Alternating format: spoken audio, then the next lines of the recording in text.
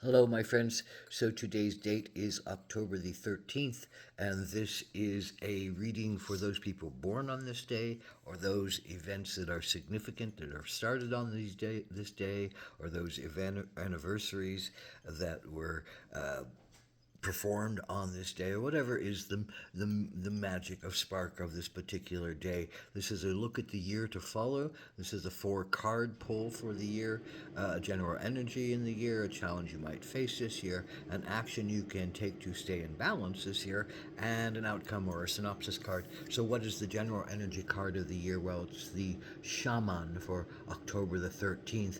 This is a profound year of, well, the shaman's all about, well, three things. The shaman's about intense studies that require patience and practice in learning about oneself, in learning about what are real motivations underneath things, in learning about how to heal one's own fears and shames and guilt, in learning how to go deep into the darkness with tools that can help one to go into the darkness and find one's truth and do one's healing, and then come out of that darkness and be a light for others and serve others. So the study and the practice and the patience is one part.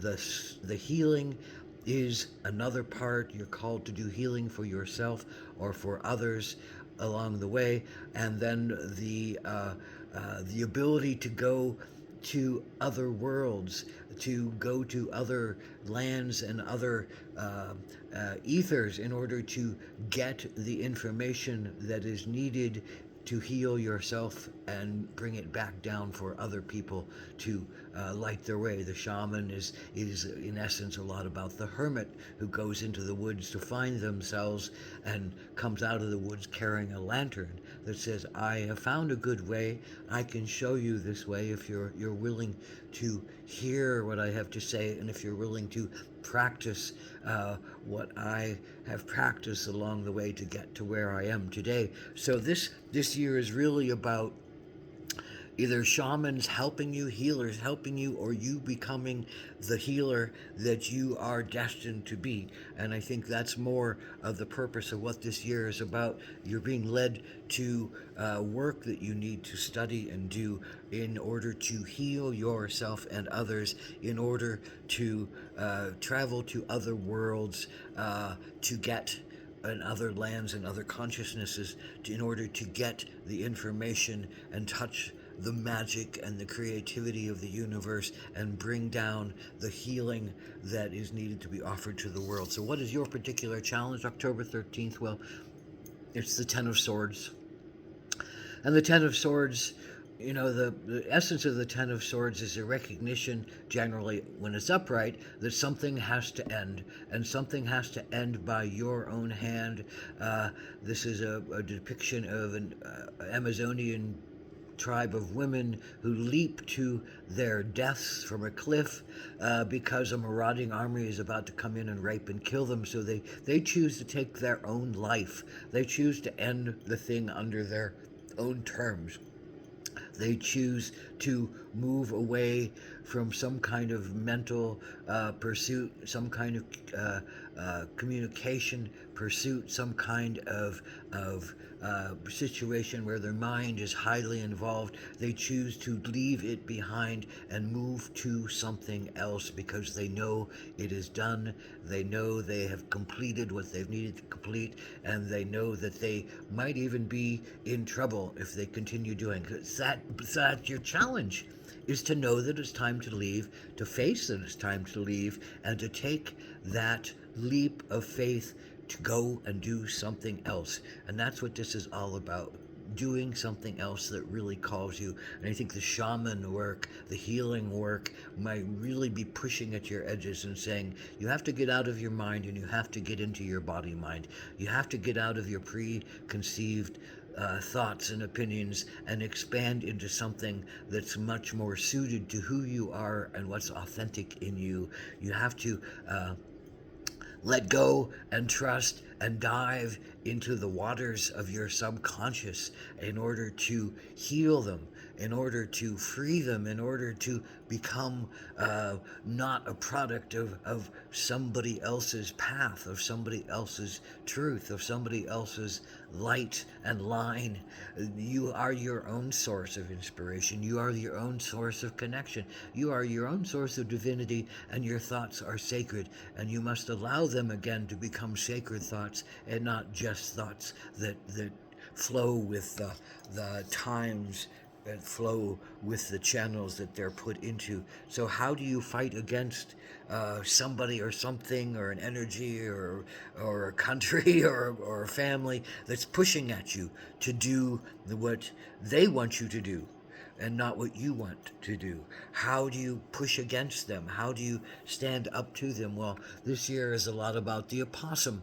So playing dead, playing disinterested, playing cut off, shutting yourself down and not giving any energy to something. Play like the possums do. They're a very friendly and loving and family-oriented creature, and they're very kind and they're very healing, and they have a great deal of magic and power and love and compassion. But if something's bothering them, they'll play dead. They'll act like they died. They'll stink like they died. They'll they'll convince somebody that it's not worth fighting them. It's not worth eating them because they're going to leave a bad taste in their mouth. It's not worth fighting them because they have nothing to give toward that fight. So play dead this year. Play disinterested.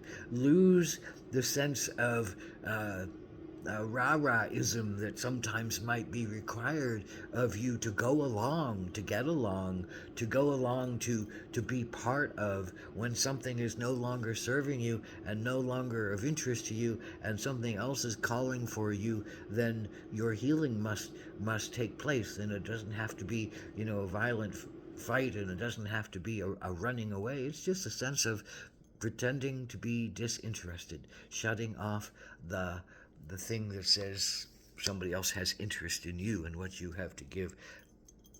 You don't need to supply somebody else's what they need from you. Somebody else will be there for that. You don't have to worry about yourself or feel like you're giving up something. You will get what you need to get. The shaman will get what they need to get. You will learn what you need to learn. It's a new study. It's a new practice that's coming to you. And it's a way to deal with, on a lot of levels, I think, the anger of the world. This is the last card, a soul card, a synopsis card. There's a lot of grief here. There's a lot of fear here. There's a lot of crying here. There's a lot of anger here. There's a lot of world angst here, but look, they're encased over by a rainbow of colors, and you need to expand into that rainbow of colors, and you can't stay in the depths of your and the world's agony and fear and need to cower and feelings of abandonment and feelings of victimization. Those are the things that the shaman comes to heal. Those are the things that the shaman comes to offer light, a new way, a new path forward, a new understanding forward, a new sense of self and authenticity, a new way to say you can't give over to the darkness, to the lack of light, to the fear that may rule you. You have to remember that you are human and keep expanding yourself and keep finding joy, keep finding creativity, keep finding love, keep finding connection. You can't cut yourself off. You have to extend your hand out to give and extend your hand out to receive and be in communication and be in conjunction with your higher self in the world. And that's really, I think, where you're being led this year, is to look at your own personal wounds as the soul wounds that are this earth and this world, and go about healing some of the old traumas that you have believed about yourself. In particular, that you have to go along to get along, even when you don't feel like it's the right thing for you to do anymore, even when you feel like it's time to quit this war, because this war is about to eat you alive. You can't keep being eaten alive, and you got to find out what is the truth underneath you and how to start something new and think something fresh, and look at life from a whole new vantage point. Turn yourself upside down. Look at life from a new vantage point. Dive into the waters to heal your pain. Go into the woods to find yourself and listen to yourself in quiet, and then go to the realms that call you so that you can do your healing work, and then come back out with your lantern of truth that can help you and help others to find a better way, a more loving way, a more compassionate way, a more authentic way to be in this world, to dance on this earth, to have the sacred be part of your everyday world. Ahom Dakweyasha.